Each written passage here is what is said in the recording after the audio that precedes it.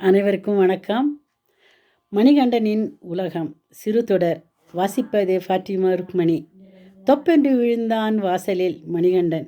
அம்மா என்ற அலறல் சத்தம் கேட்டு கதவை திறந்து வெளியில் வந்த நான், கொஞ்சம் பார்த்து வரக்கூடாதா மணி என்றேன். பார்த்துத்தான் வந்தேன் அம்மா, வாசல் எல்லாம் பாசி என்றான். பின்னே 3 நாட்கள் மழையும் குளிரும் இவ்வளவாக இருந்தால் இப்படித்தான் இருக்கும். சரி, உள்ளே வா. அடுப்பங்கரையில் ஸ்டூல் போட்டு உட்கார சொன்னேன். விறகு அடுப்பு அனல் பறக்க கை கால்களை சூடேற்றி கொண்டான் மணி. சூடான காபி சாப்பிட்ட பிறகு பேச ஆரம்பித்தான். மாடு கண்ணுக்குட்டி எல்லாம் எப்படி இருக்கிறது என்றேன்.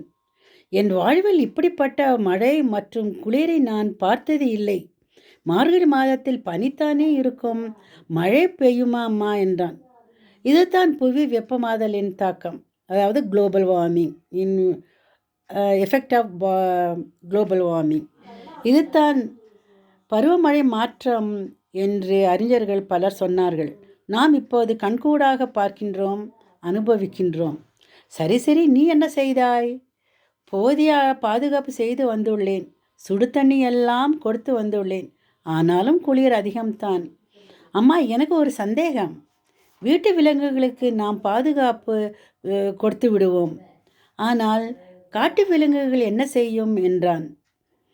அதுவா, இயற்கை அதுக்கு தேவையான பாதுகாப்பை செய்து காப்பாற்றும். பறவைகளுக்கு கூண்டு, விலங்குகளுக்கு குகை எல்லாம் இல்லையா? குளிர் அதிகமாக இருந்தால் பறவைகளும் விலங்குகளும் இடம் மாறி செல்லும்.